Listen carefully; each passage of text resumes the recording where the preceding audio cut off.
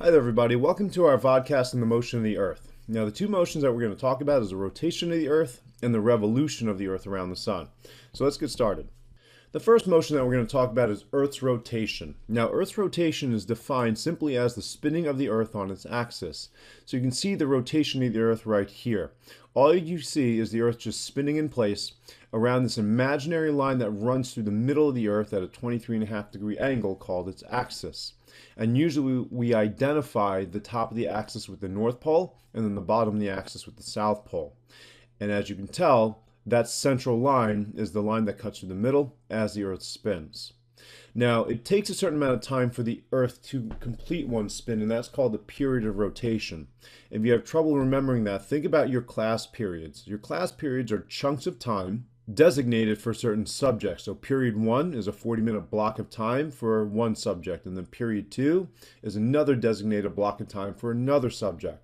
Well, your period of rotation is a block of time for the Earth to spin once, and we could describe it several different ways. It actually takes the Earth 23 hours, 56 minutes, and some change in seconds to complete one rotation. However, we round that up to 24 hours because it's easier, and as we know, 24 hours is equal to 1 day. So it actually takes the Earth 1 day to complete one spin.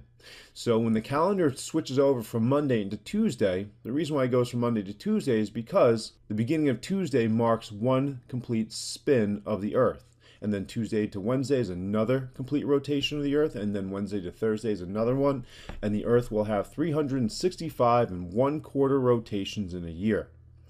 If you take a look at this diagram here, or this animation rather, you'll notice that the Earth spins in a particular direction, and you'll also notice if you look that the land masses start from the west and go east, west and go east, west and go east. So you could probably tell that the direction of the rotation is from west to east. And if you take a look at this rotation from above, the North Pole, you'll see that it goes in a counterclockwise direction. Now, the rotation of the Earth is going to affect the path of the sun across the sky, and that affects where the sun rises and the sun sets. So because of this counterclockwise west to east rotation, our sun is always going to rise in the east and then sets in the west. Let's take a peek at how that looks on Google Earth. So let's start out with some basics here. The bright half of the Earth is in daytime, so because it's getting the sunlight from the sun. The dark half of the Earth is nighttime because it's getting no light from the sun. So currently, the United States is in nighttime, and then you have Europe and Asia in daytime. Now, the Earth, remember, rotates in a counterclockwise direction, so it moves in this direction here. Keep an eye on the eastern coast of the United States. As the Earth rotates in its counterclockwise direction, you're going to notice that the eastern coast of the United States is going to get to the sunlight first. This is going to give us the apparent motion of the sun rising in the east and starting to move across our sky. So why does the sun rise in the east? Well, simply put, because the eastern part of the country is going to get to the sunlight first. And as a result, that sun is going to rise and then move across our sky as the Earth rotates and spins in front of the sun, and now we are in daytime. And as we continue to rotate, the sun will move across our sky even more and start setting into the western part.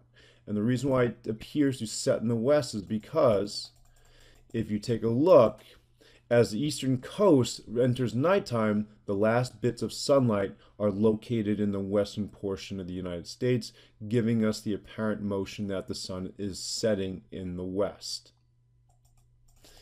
And eventually they will catch up and then be in nighttime again. So that's why the sun appears to move through our sky. Now, this is what it kind of looks like throughout the day. If over here on the right is the east, and then over here on the left is west, our sun will rise up in the east and then get to a peak point at about noon in this area and then start to set back towards the west. So we have that apparent motion. All right, so that's rotation of the Earth. Now let's talk about the evidence to help prove rotation of the Earth. Now there's two pieces of evidence that we're going to discuss. First piece of evidence are star trails. Star trails are these circular trails that the stars leave when exposed or overexposed to a camera. The reason why the stars leave these trails is because throughout the night, even though we can't see it, the stars actually appear to rotate in the sky above us. However, it's not the stars that are actually moving, it's actually the Earth that's moving underneath the sky. So as the Earth spins underneath the sky, these stars appear to spin in our sky. Basically like this. If you were to stand up right now and look at your ceiling and then start to rotate in place, your ceiling will appear to be spinning above you. But as you know, the room is not actually spinning, you are spinning underneath the ceiling. So your rotation in place gives the ceiling an apparent motion of rotation. That's the same thing that happens with Earth. The stars don't rotate around us in the sky, it's that the Earth rotates underneath the sky, giving our star trails here. Now, a second piece of information or second piece of evidence to help prove this is what we call Foucault's pendulum. Foucault's pendulum was designed and set up in 1851, and it was the first thing that really gives us any simple evidence that the Earth rotates. And all this pendulum does is swing back and forth, and it knocks down these pegs. All right, so here we have an example of Foucault's pendulum. So once I set this in motion, you'll see that the pendulum swings back and forth, and the pendulum would hit about here, okay, right above this dot.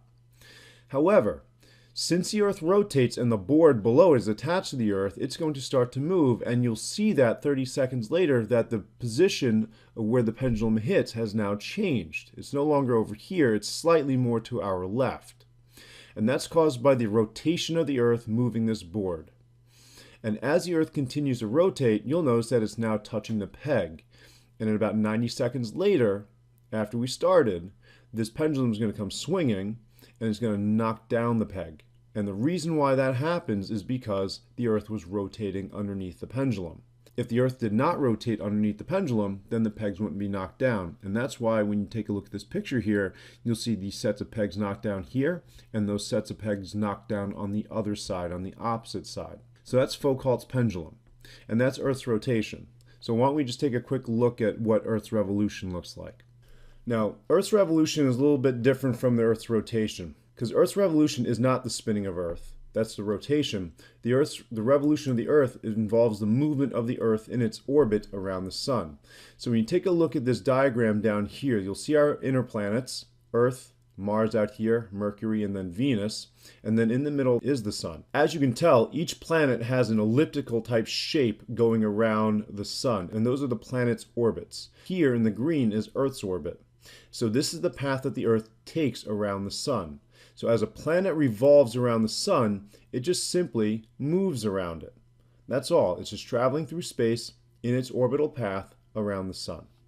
Now, our revolution, or period of revolution, remember, is the block of time it takes for the Earth to go around the Sun. It takes us 365.25 days to do this, or as we like to call it, 12 months, or we call it 1 year. So for the Earth to finish one complete revolution around the Sun, it takes us 1 year. So you could think of it as New Year's. Whenever you celebrate it, you're celebrating a safe trip around the Sun and then the beginning of a new one. And then lastly, the direction of revolution. As you can see, the planets are moving again in the opposite direction of where the clock hands would go if this were a clock. So as a result, the direction of our planets for revolution would be counterclockwise.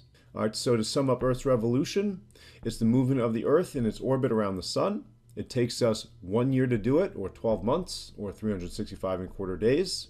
And then the direction, just like everything else, is counterclockwise. All right, so that concludes our lesson on rotation and revolution of the Earth. I hope you found that helpful. Thanks for tuning in.